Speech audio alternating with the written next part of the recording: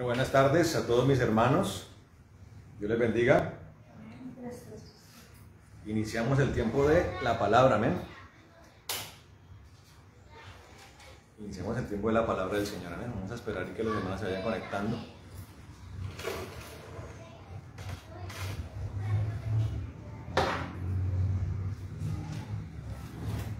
Bueno,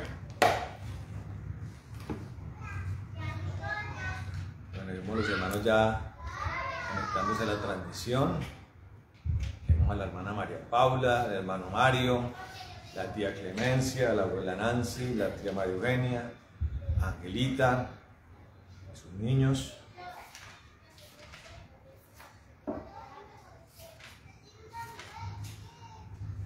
La pastora Astrid. Bueno, bienvenidos al tiempo de la palabra. Amén. Vamos a orar un momento para arrancar. Amén. Y para mirar qué es lo que el Señor tiene para nosotros hoy. Amén. Bueno, vamos a orar. Padre amado y bendito, en el nombre de Jesucristo de Nazaret, te damos gracias, Dios, por esta tarde preciosa que nos da, Señor, para poder, Señor, predicar la palabra del Señor, que es un privilegio para nosotros, tus siervos. Lo hacemos de corazón, Señor, alegres, con gozo, Señor, porque nos revestiste de la gracia, Señor, que antes no teníamos para hablar la palabra. Antes no, aunque si lo hubiéramos conocido, Señor, no teníamos la gracia, Señor, para predicarla, para hablarla. Y tenemos también y nos has dado el Espíritu Santo, Señor, para que venga el poder, Señor, que la palabra requiere. Y pedimos en el nombre de Jesús, Señor, que ese poder toque las vidas de las personas el día de hoy, Señor. Tócala, Señor, ministra a tu pueblo hoy, Señor. Sacerdote poderoso, Espíritu de Dios también, pedimos que toques al pueblo de Dios, al pueblo del Padre. Hoy, Señor, necesitamos transformación, cimentación, Señor. Lo pedimos en el nombre de Jesucristo en esta hora, bendiciendo a cada hermano, Señor, a cada mujer, a cada varón, Señor, que está allí, a los niños también, a los jóvenes que están escuchando esta palabra, Señor. Pedimos en el nombre de Jesucristo, Señor, y aún a los niños que están allí, si hay niños gestantes, Señor, también desde ya te pedimos que la palabra tuya, Señor, y el Espíritu Santo toque las vidas de los niños, Señor, desde pequeños. El poder del cielo, Señor, se plasme y se grabe en los corazones de las personas, Señor. Lo pedimos, Señor, que sean consagrados para la gloria de Dios, Señor, para ser una generación extraordinaria y maravillosa, Señor, llena del poder, llena de la santidad, llena de la gloria de Dios, nuestro Rey. Y pedimos, Señor, que toda esa palabra que tienes para nosotros, Señor, esa palabra, Rey amado, rinda un fruto poderoso, Señor, como dice la palabra, al 30 por 1, Señor, maravilloso, al 60 por 1, al 100 por 1, Señor. Y pedimos, Señor, que el dividendo más grande sea el que se produzca, Señor, que hoy encuentre la semilla, Señor, maravilloso, una tierra completamente buena, Señor, una tierra fértil, para que crezca, Señor, para que la cosecha sea grande, Señor, maravilloso, para que la recogida sea grande, para que los campos sean grandes, maravilloso Dios. Lo pedimos en el nombre de Jesucristo de Nazaret, en esta hora, maravilloso Dios, y pedimos, Dios de la gloria, pedimos, Señor amado, pedimos, bendito Dios, que el propósito que tienes para nosotros, Dios maravilloso, se cumpla a cabalidad, Dios maravilloso. En nombre de Jesucristo también pedimos, Señor, porque milagros y sanidades acompañen, Señor, lo que tienes para hablarnos, maravilloso Dios. En el nombre de Jesucristo te lo pedimos en esta hora, y para ti sea toda la gloria, la honra y el reconocimiento, Señor. Atamos todo espíritu de error, de confusión, de mentira, de engaño, lo atamos y lo echamos al abismo. Todo tropiezo, todo obstáculo que el enemigo quiera colocar, lo deshacemos en el nombre de Jesús de Nazaret en esta hora. Y solo lo del reino lo recibamos de manera satisfactoria y poderosa. Amén y amén. Bueno, mi hermano amado, Dios le bendiga. Tenemos más hermanos ahí conectados. El pastor Carlos Andrés, a la pastora Lorena, también nuestra hermana Luz Marina está allí conectada, también nuestro hermano César, el pastor Antonio, está también nuestra hermana Jenny allá en Canadá. Bueno, y todos los hermanos que se han ido uniendo a la transmisión, bienvenidos sean. Vamos a la palabra del Señor, amén. Quiero, hermano amado, que vaya a la palabra en el libro de Santiago, amén. Santiago. Vamos a Santiago capítulo 2. Santiago 2, vamos a leer del versículo 14 al 26, amén. 14 al 26. Amén. Amén. Bueno, dice la palabra del Señor en Santiago 2:14. Dice: hermanos míos, si alguno dice que tiene fe y no tiene obras, ¿de qué sirve? ¿Puede acaso su fe salvarle? Si un hermano o una hermana están desnudos y les falta la comida diaria, y alguno de vosotros les dice: id en paz, calentaos y saciaos, pero no les da lo necesario para el cuerpo, ¿de qué sirve? Así también la fe, si no tiene obras, está muerta en sí misma. Sin embargo, alguno dirá: tú tienes fe y yo tengo obras. Muéstrame tu fe sin tus obras, y yo te mostraré mi fe por mis obras. Tú crees que Dios es uno, bien haces, también los demonios creen y tiemblan. Pero ¿quieres saber, hombre vano, que la fe sin obras es muerta? ¿No fue justificado por las obras nuestro padre Abraham cuando ofreció a su hijo Isaac sobre el altar? ¿Ves que la fe actuaba juntamente con sus obras y que la fe fue completada por las obras? Y se cumplió la escritura que dice: y creyó Abraham a Dios y le fue contado por justicia. Y fue llamado amigo de Dios. Veis pues que el hombre es justificado por las obras y no solamente por la fe. De igual manera, ¿no fue justificada también la prostituta Rahab por las obras, cuando recibió a los mensajeros y los envió por otro camino? Porque tal como el cuerpo sin el espíritu está muerto, así también la fe sin obras está muerta. Amén y amén. Amén. Bueno, hermano, bendito sea el Señor, amén, que nos permite hablar estas cosas y nos las permite hablar en este tiempo. Y la verdad es un tema que seguramente millones de veces se ha hablado en la historia de la iglesia.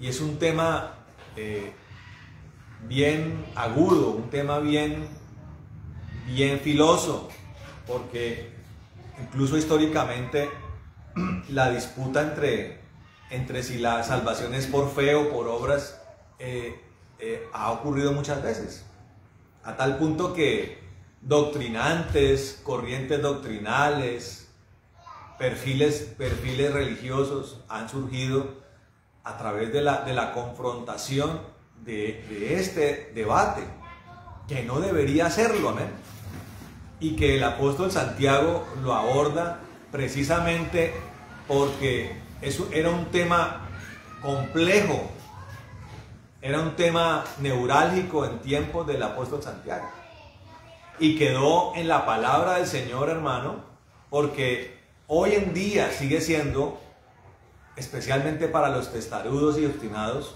un tema de discusión y de confrontación. ¿Qué nos salva? ¿La fe o las obras? Algunos se adhieren a la fe, otros se adhieren a los hechos. Si uno mira, cuando mira uno el contenido del cristianismo bizarro, lo llamo así porque tiene que entender el concepto de bizarro, ¿no? Bizarro es algo que es diametralmente opuesto a lo real. Eso es lo que significa bizarro. Entonces, cuando uno veía las series de televisión que hablaban acerca de lo bizarro, entonces bizarro, un mundo paralelo, un universo paralelo, y bizarro era un universo donde los hombres usaban falda y las mujeres tenían bigote. Eso es bizarro. Entonces, el cristianismo bizarro dice que usted tiene que hacer cosas para salvarse, lo cual desconoce, hermano, uno de los epicentros de la doctrina cristiana, de que usted es salvo por gracia. O sea, es algo que Dios le da, es una puerta que Dios le da y una capacidad que Dios le proporciona para salvarse. Es un regalo que Dios le da, es un obsequio que Dios le da en su inmerecimiento, que está basado en la incapacidad de salvarse. Entonces, entendiendo que el hombre no es capaz de salvarse por sí mismo, porque vamos a decir entonces que las obras de los hombres son suficientes para salvarse o para llegar al cielo. Y usted medite, hermano, en la vida de las personas. Las personas, como dice la palabra del Señor en Romanos capítulo 2, capítulo 3, acerca de que no hay uno bueno, no hay nadie que pueda decir que es bueno, no hay nadie que pueda decir yo me ejercito en obras bondadosas, porque su naturaleza es caída y maligna. Entonces, el hombre se la pasa caminando en su perversión. Los 365 días del año la gente se la pasa maquinando y ejercitándose en la maldad. Sus pensamientos son permanentemente perversos, entenebrecidos. Sus actos son la consecuencia de esos pensamientos. Lo que quiere decir que el hombre se la pasa maquinando lo malo, planeando lo malo. En la noche dice la palabra del Señor que el sueño se pierde porque se la pasan planeando la maldad para ejercitarla en el día siguiente. Y de repente, querido hermano, las personas encuentran ocasiones, itinerarios, encuentran ejercicios religiosos que les permiten creer que si incurren en ellos, esas obras religiosas van a borrar la cantidad inmensa de obras malignas que el hombre se la pasa haciendo. Entonces la gente se porta mal todo el año. Borracheras, mentiras, chismes, fornicaciones, adulterios, idolatrías, violencia, muerte, robo, celos, envidias, todas las obras de la carne, todas las obras malignas del hombre, en las cuales el hombre se la pasa ejercitando, las hacen todos los días. Y de repente aparece algo, por ejemplo, como la Semana Santa. Es el Domingo de Ramos. La gente que camina por estos lineamientos religiosos empieza a tomar una forma, a transformarse, comienza a tener una metamorfosis aparente, como no es real, sino aparente. Entonces la gente madruga muy temprano, va, compra el ramo de domingo, va a las 7 de la mañana a la misa para que el cura, para que este hombre que está allí en la parroquia rocíe agua bendita sobre el ramo, y ojalá caiga el agua bendita sobre la gente para supuestamente santificar el momento, santificar el objeto, santificar al feligrés. Y caminan meditabundos, cabizbajos, reflexivos durante toda esa semana. El lunes, el martes, vienen los escenarios de lo que se conoce la pasión de Cristo, el Via Crucis. En cada una de las parroquias ofrecen a través de imágenes el recorrido del Via Crucis para que la gente supuestamente camine el sendero de la ignominia y de la condenación que el Señor sufrió. Para el Viernes Santo celebrar supuestamente celebrar la muerte y dar el famoso sermón de las 7 palabras que el Señor supuestamente dijo en la cruz del Calvario, y esperar al domingo de resurrección para darle puntada final a la reflexión y a su aparente transformación y metamorfosis. Para el domingo siguiente, pero para el lunes siguiente, volver y retomar todas las obras malignas. Como el hijo también, que todo el año se la pasa portándose mal con el papá, con la mamá, pero el día del cumpleaños de la mamá y del papá, le lleva mariachi a la casa al papá. Es un mal hijo todo el año. Es un mal hijo todos los 365 días del año.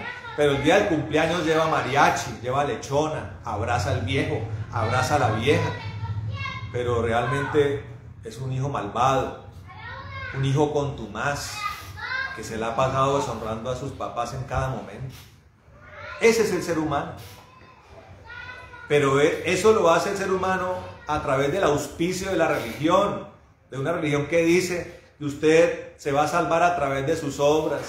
Y se atreven incluso a decir que si no le alcanza, existe la figura del purgatorio, para que, no pudiendo hacerlo usted, su familia, pagando misas, novenarios, después de la muerte de la persona, pueda a través de dinero y de misas compradas, poder reducirle pena a la pena del condenado, hermano. Cuando la Biblia claramente nos dice algo completamente diferente. Hay dos destinos, el cielo, el infierno. Y no hay ningún otro lugar diferente a ese al cual las almas puedan llegar, hermano. Los que se salvan, hermano, que son los que creen en Cristo. Y ahora abordaremos lo que el sentido correcto de la fe. Lo que algunos creen que es fe, y abordaremos lo que es la fe concretamente. Entonces el que cree en Cristo, hermano, el que cree en Cristo va al cielo. El que le cierra la puerta al Señor va al infierno, hermano. El que va al infierno es aquel que le da un portonazo al Señor, aquel que de manera deliberada le dice al Señor: no quiero caminar con usted, no quiero andar en esa vida, me niego a creer en la obra de la cruz. Por tanto, el estado de perdición, de enemistad con Dios, está más que consolidado, y recibirá la retribución correcta, que es la destrucción a través del furor, de la ira de Dios, hermano. Está escrito en la palabra, no me lo estoy inventando yo. Otros abrazan una fe, abrazan la fe, pero una fe errónea, una fe mentirosa, una fe nominal.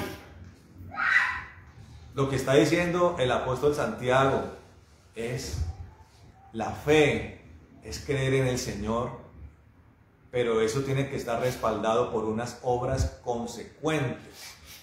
El apóstol Pablo, hermano, el apóstol Pablo dice que el que cree debe apartarse del mal, dice. ¿Quién se salva?, le preguntan al apóstol Pablo. El que cree en Jesucristo y se aparta del mal.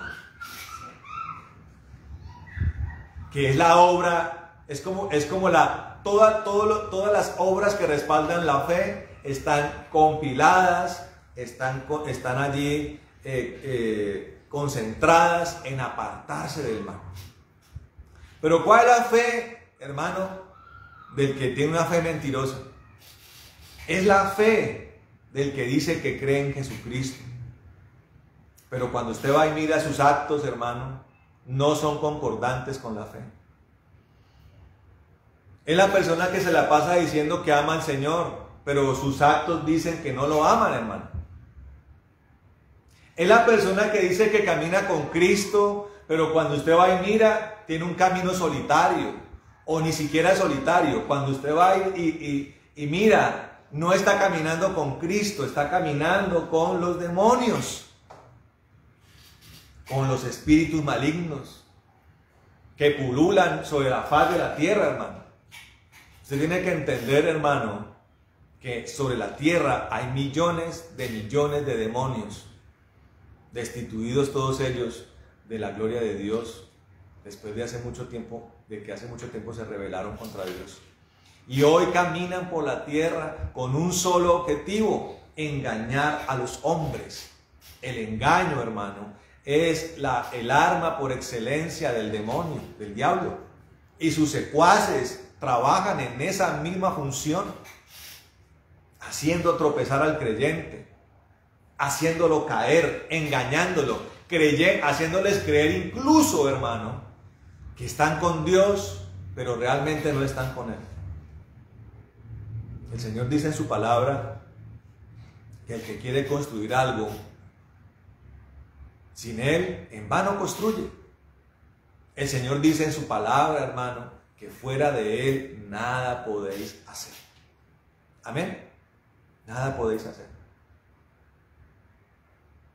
El apóstol Santiago, hermano, pone de ejemplo a aquel que ha sido llamado el padre de los que son de fe, el patriarca Abraham, padre de naciones, específicamente 3 naciones, hermano.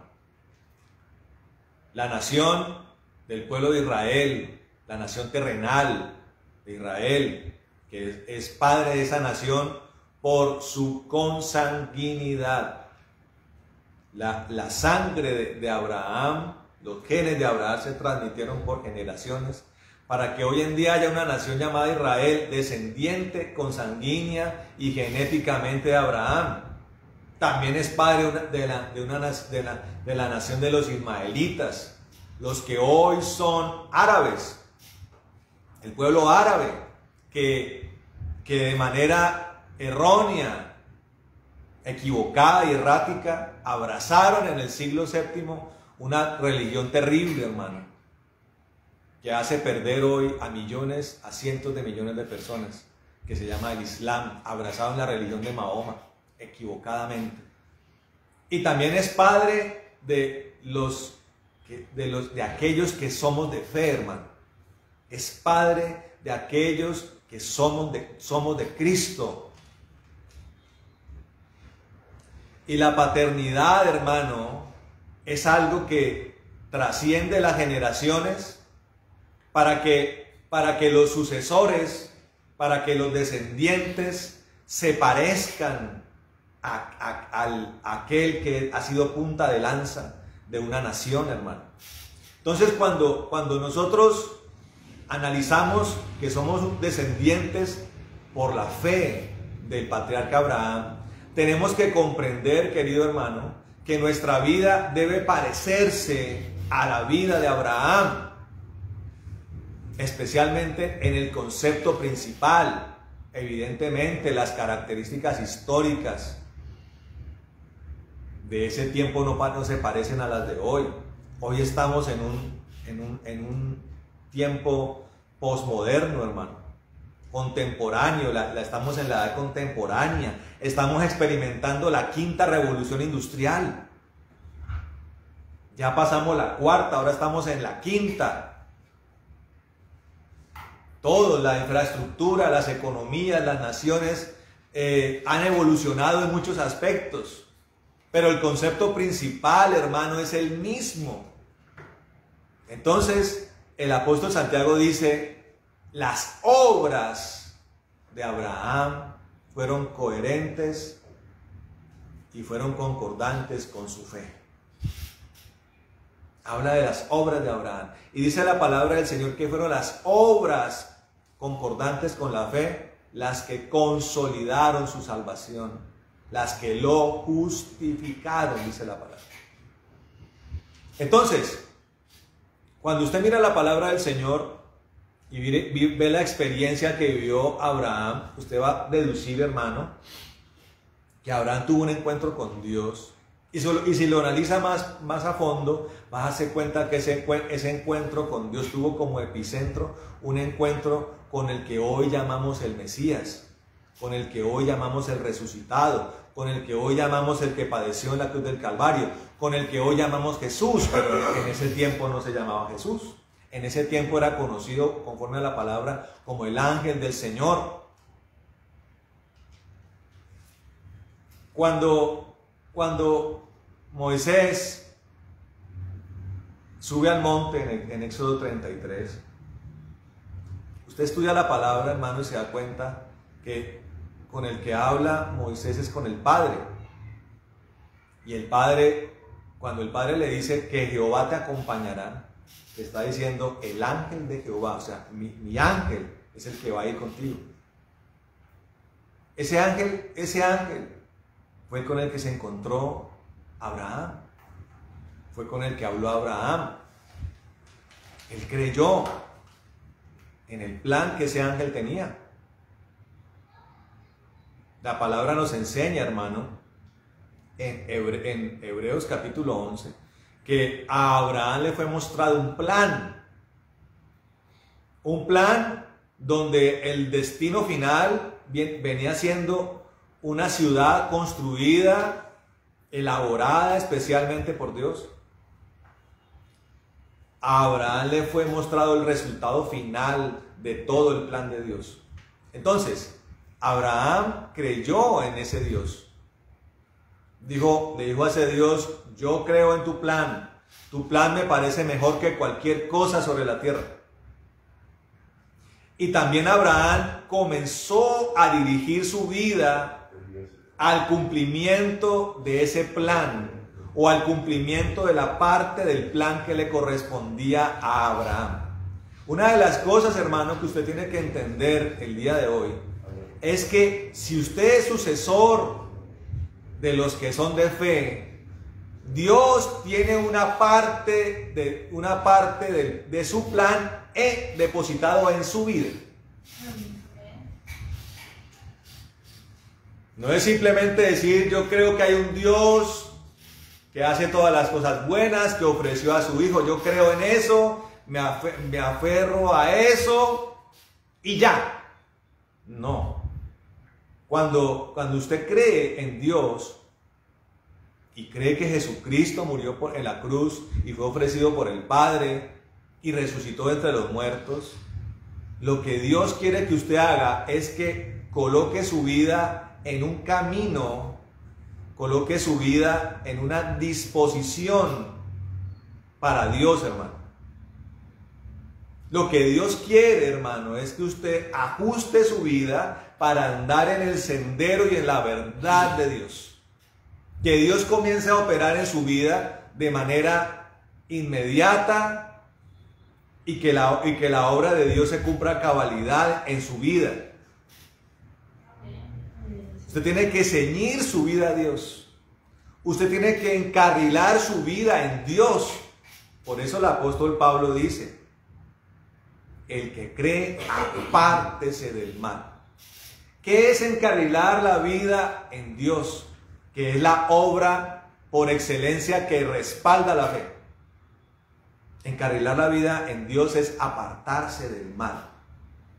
El mal, hermano, el mal tiene una baraja de opciones. Por eso la Biblia, la cual debemos leer, la cual debemos estudiar, nos lo enseña.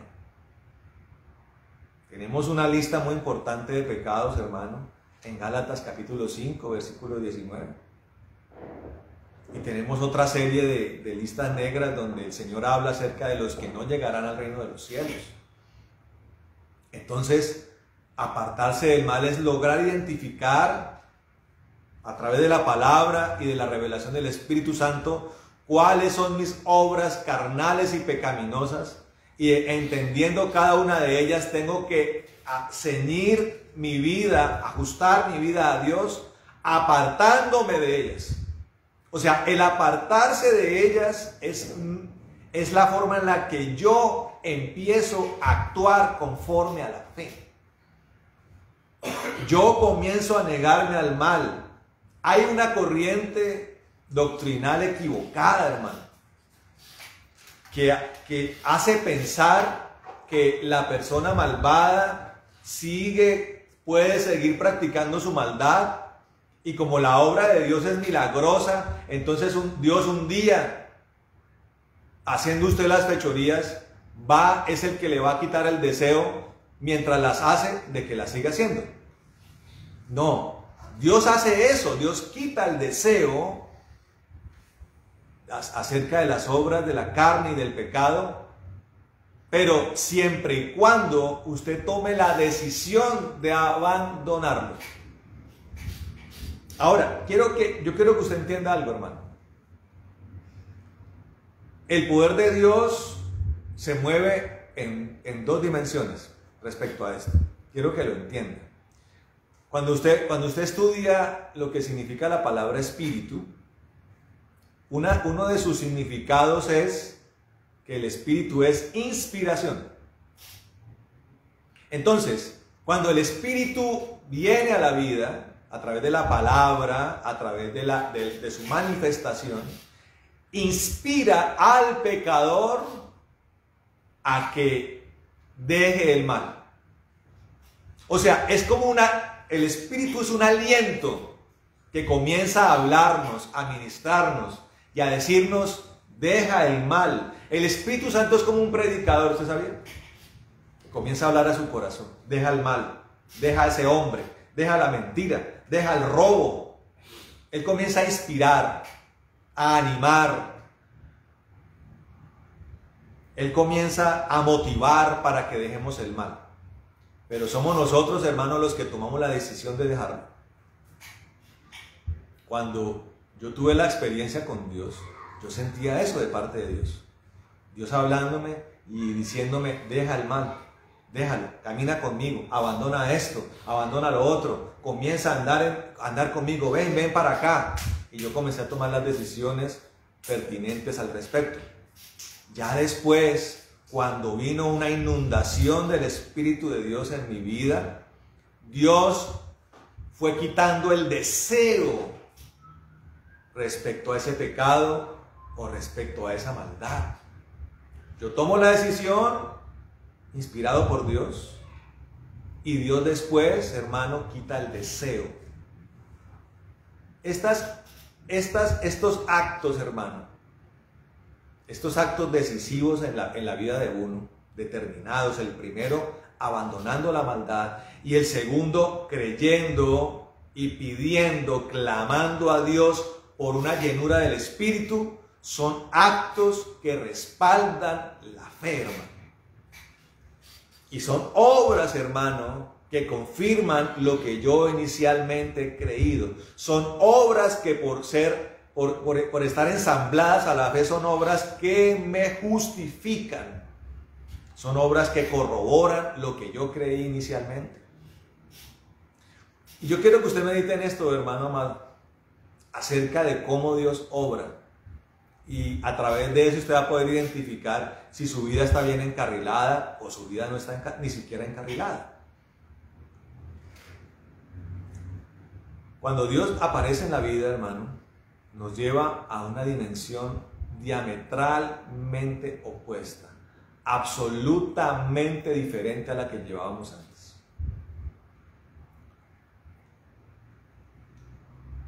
Y en esto podemos diferenciar cuando interviene una religión, que es un dogma de muerte, que es un mover espiritual de muerte, y cuando obra Dios.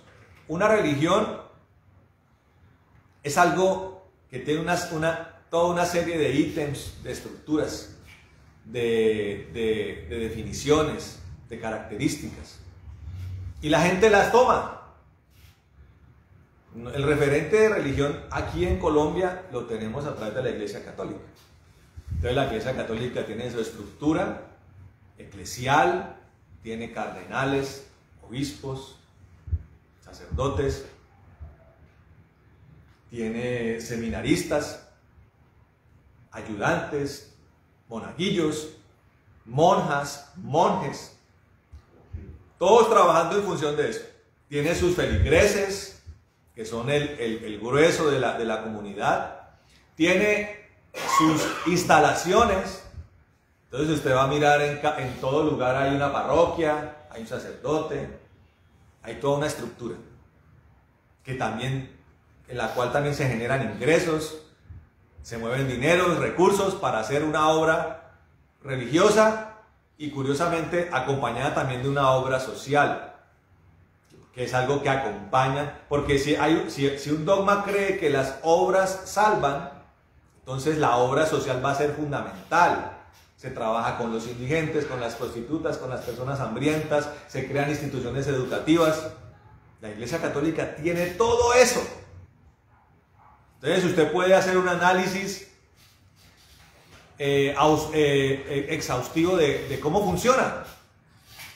Y usted no puede negar que hay rigor en esa funcionalidad administrativa, financiera, religiosa. Y usted puede llegar a decir, ¿qué institución tan organizada? Y erróneamente puede decir, como es tan organizada y funciona como un reloj, entonces es una institución que hace las cosas bien. Y mire, está ayudando al pobre. Y mire, está ayudando al indigente. Y está ayudando al necesitado y construye casas y construye colegios. Pero cuando usted va y mira acerca de los dividendos a nivel espiritual, a nivel del fruto de Dios, a nivel de las obras espirituales en las personas y en sus corazones, tienen un saldo en rojo nefasto, hermano. Tan nefasto es que usted puede contar cuántas personas hay en una misa y usted puede asegurarse y cerciorarse que ninguno es salvo. Entonces ahí todo eso ha sido perdido, hermano. Son simplemente organizaciones religiosas que están llevando decenas, centenas, miles, millones de personas al infierno, hermano. Pero ahí no está lo más terrible de todo. La iglesia cristiana, hermano, ha adoptado una organización similar. Han hecho algunos cambios, claro que sí. Se han eliminado los ídolos de las iglesias, especialmente los ídolos de yeso, los ídolos de oro, los ídolos de plata, los ídolos de madera. Los han eliminado. Al comienzo de la iglesia cristiana y especialmente cuando vino la reforma, la gente quemaba los ídolos en hogueras gigantes, indignados con los sacerdotes y con la iglesia católica porque los habían engañado. Usted lo puede ver a través de las películas de historia, los libros de historia. La gente quemaba los ídolos. Pero el trabajo fue incompleto, hermano. Porque esos ídolos fueron reemplazados por ídolos humanos. Los grandes doctrinantes, los grandes teólogos, los líderes espirituales empezaron a suplir el lugar que ocupaban antes los ídolos de los muñecos, que vienen siendo la herencia religiosa de Roma y de Grecia. Ahora hoy vemos iglesias atestadas de ídolos humanos, cantantes, predicadores, falsos profetas, falsos apóstoles, que han machacado la palabra, que la han mutilado. Y hay personas que tempranamente han adoptado esas doctrinas, las doctrinas modernas de los nicolaitas, las doctrinas modernas de Jezabel, las falsas profecías, los falsos moveres espirituales. Hay gente que se ha abrazado a ellos, que se ha arropado a ellos. Y hoy, hermano, cuando usted hace el balance, las almas están perdidas. Esas almas están perdidas, hermano. Porque las obras, hermano, no coinciden con una fe real, hermano. Las vidas no se han ceñido a lo de Dios. Las personas no han encaminado su andar con Cristo.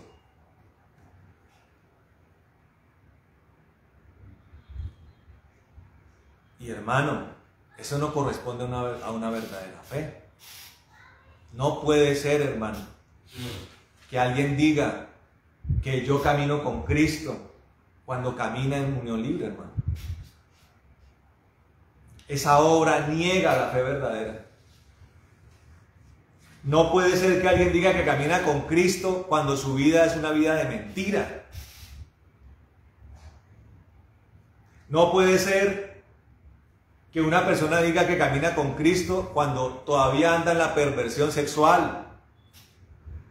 No puede ser que una persona diga que camina con Cristo cuando no diezma, cuando todavía no tiene ninguna obra de liberalidad. No puede ser que alguien diga que camina con Cristo, hermano, y vive en medio de la violencia, del maltrato, de la grosería, de la vulgaridad, de la hostilidad, de la amargura. Entonces estamos viendo obras, hermano, que no coinciden con lo nominal. La fe, hermano amado, no es ponerse camisetas que digan Jesús. La fe, hermano, no es tener una colección de música cristiana amplia. La vida cristiana no es tener el televisor prendido en enlace o en los otros canales cristianos. La vida cristiana no es andar diciendo que Dios está conmigo.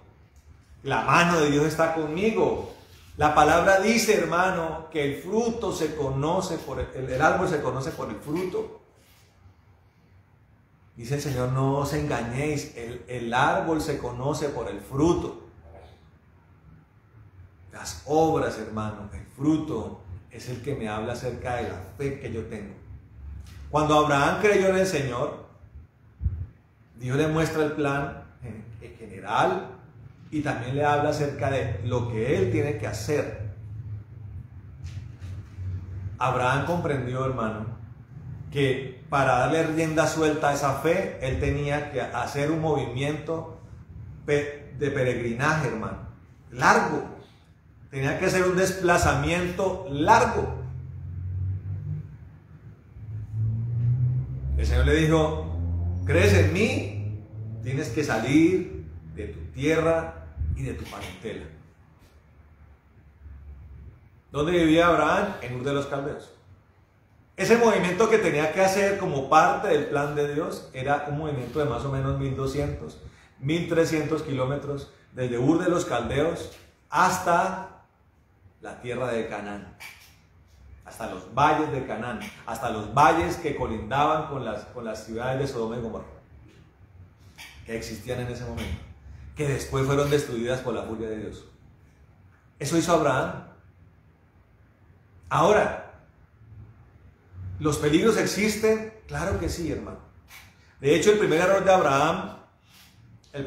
Abraham fue haberse llevado a su papá. Tenía que salir de su parentela. Tenía que salir de la casa de su papá. ¿Qué significaba eso? No podía irse con él.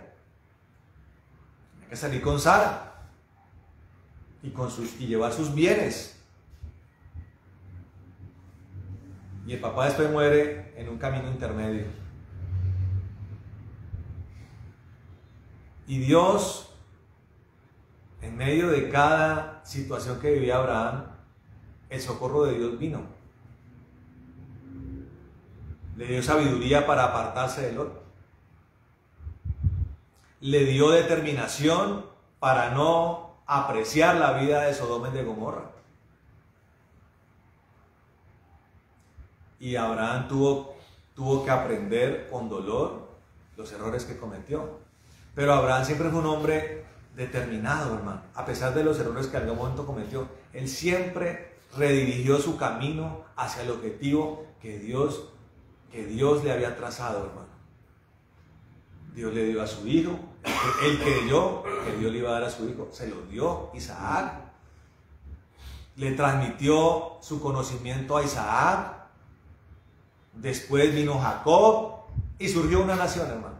Se cumplió el plan de Dios. Una cosa que hay que entender, hermano, es que los planes de Dios se cumplen sí o sí. Si Abraham hubiera dicho que no, como seguramente otros se lo dijeron a Dios, entonces Dios hubiera conseguido otro, hermano. Hubiera sido otro el que hubiera hecho todo eso. Pero el plan de Dios siempre se cumple. Y nosotros en este tiempo tenemos que comprender, hermano, que Dios siempre podrá conseguirse a alguien mejor. Dios escogió a Saúl como rey de Israel. Y el Señor dice en su palabra que su propósito era extender el reinado de Saúl. Pero Saúl le falló a Dios. Saúl desobedió a Dios. Hasta llegó un punto en consultar a una divina. Y la desobediencia de Saúl ocasionó la furia del Señor. Y el Señor terminó desechándolo y consiguiéndose a alguien mejor, que se llamó David. Siempre el plan de Dios se va ejercitando, se va poniendo en práctica, va teniendo resultados satisfactorios. Pero, hermano, como el peregrinaje y la salvación es individual, nosotros tenemos que tener el compromiso de encarrilar nuestro camino, hermano, para que recibamos el beneficio individual de entrar al reino de los cielos. Mire, hermano, Hay un problema, es que mucha gente está engañada, hermano. La palabra de Dios dice a través de una parábola, la parábola de las bodas, de que se fue organizada una boda y a esa boda había que asistir con un traje especial, con un hábito especial, con los ropajes dignos de la ceremonia. Y dice la palabra del Señor que fue encontrado uno que no tenía los trajes dignos de esa ocasión. Fue tomado y sacado de la boda, hermano. ¿Cuántas personas están creyendo, hermano, que se van a casar con Cristo, pero tienen los ropajes equivocados, hermano? Y la palabra de Dios dice que los ropajes espirituales son las obras justas de los santos. ¿Cuáles son las obras justas de los santos? Las obras que respaldan la fe. La palabra de Dios dice, es pues la fe, la certeza de lo que se espera, la convicción de lo que no se ve. Cuando un hombre, hermano, se va a casar,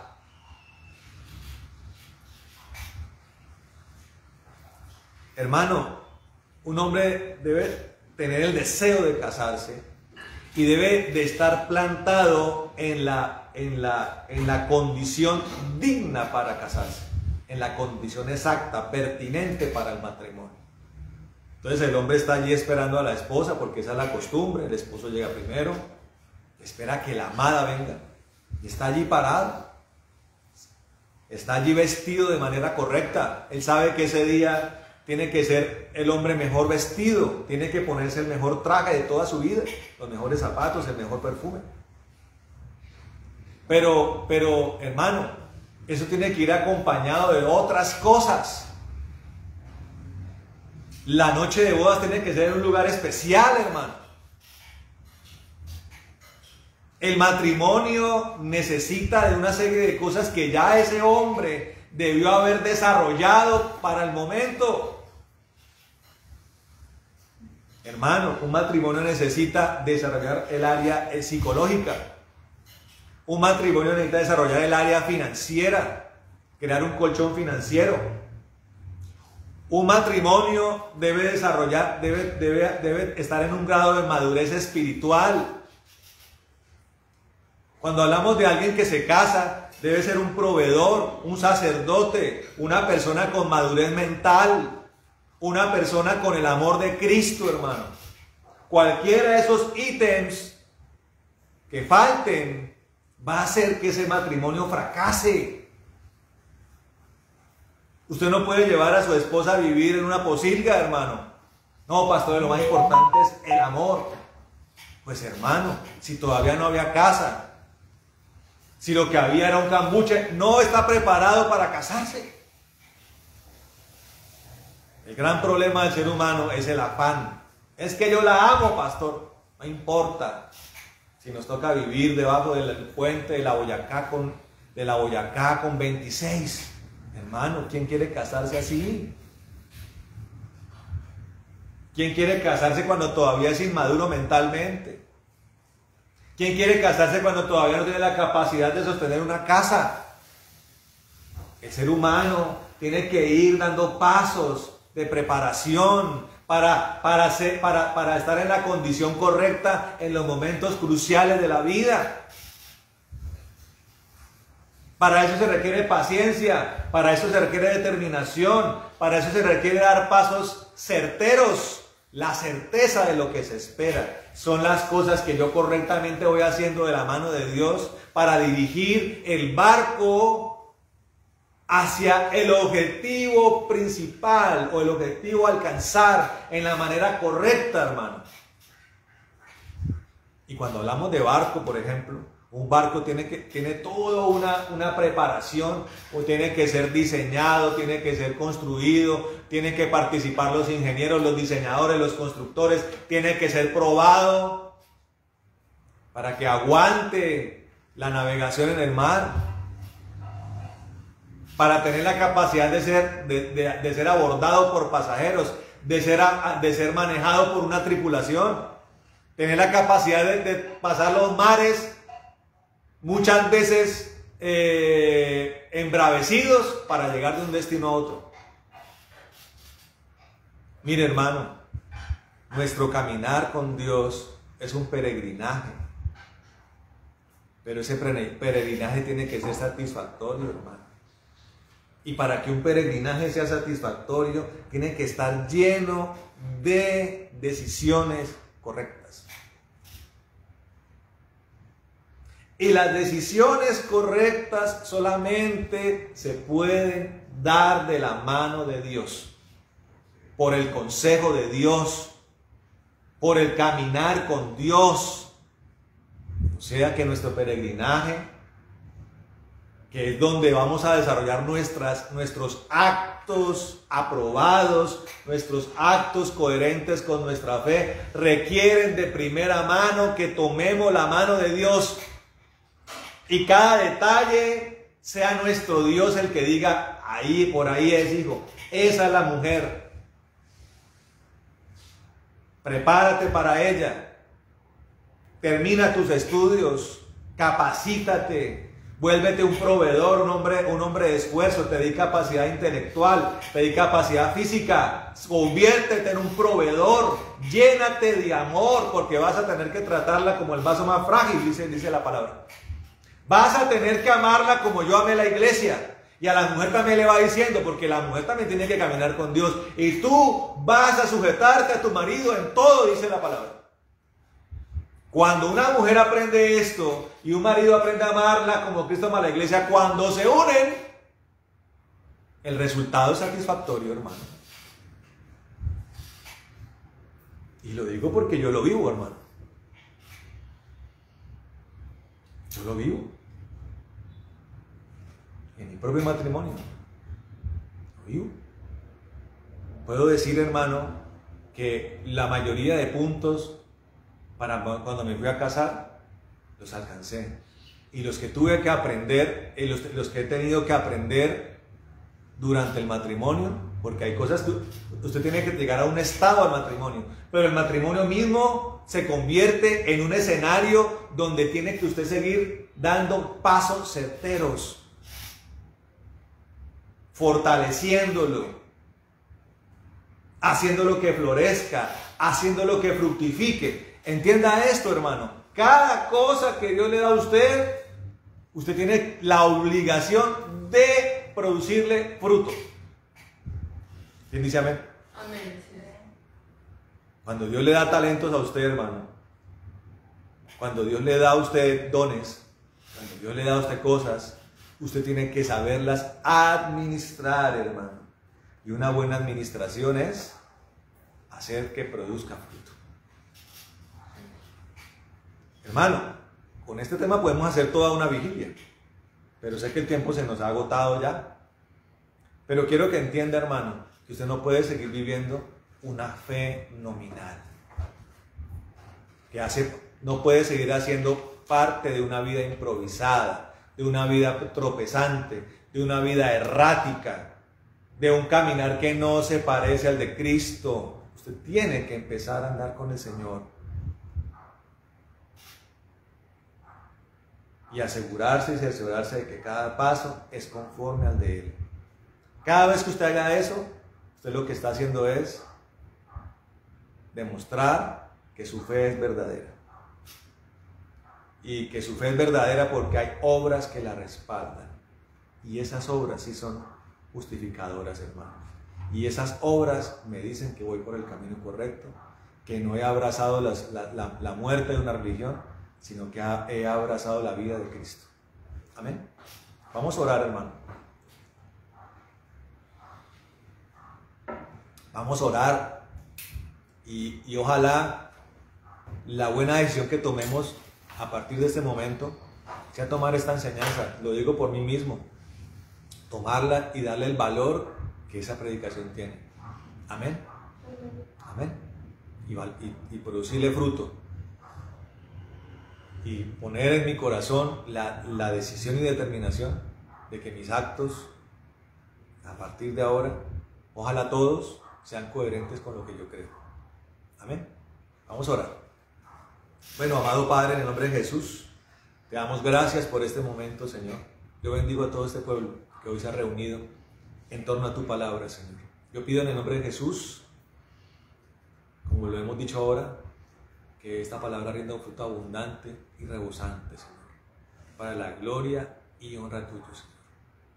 Señor, lleva a todo este pueblo con un tesoro en su corazón y en su alma, Señor, en su espíritu. Y que, Señor, brote multiplicación de fruto en las vidas de mis hermanos. Que sus obras, Señor, que sus decisiones sean coherentes con lo que creen. Lo que han creído hoy los ha convocado en torno a esta enseñanza. Ahora pido, Señor, que nuestros actos, todos ellos, sean coherentes con lo que creemos, Señor, y den un rendimiento satisfactorio. Ayúdanos en nuestras debilidades, guárdanos del tropiezo, del peligro. Especialmente te pedimos que nuestros caminos nunca se desvíen y andemos todos por el sendero correcto, en el nombre de Jesucristo. Atamos toda retaliación y venganza, toda furia de las tinieblas en el nombre de Jesús y le echamos al abismo, Señor. Atamos todo caballero de la noche de Morfeo y lo echamos al abismo, Señor. Guárdanos en esta noche de todo mal y danos un descanso pleno, Señor, en tu presencia, en el nombre de Jesús. Amén, amén. Bueno, mis hermanos amados, el Señor les bendiga y les guarde. Y nos vemos el domingo en los cultos presenciales y los que lo hacen de manera virtual, en el culto virtual. Un abrazo grande a todos, les amamos. Amén, amén. Amén.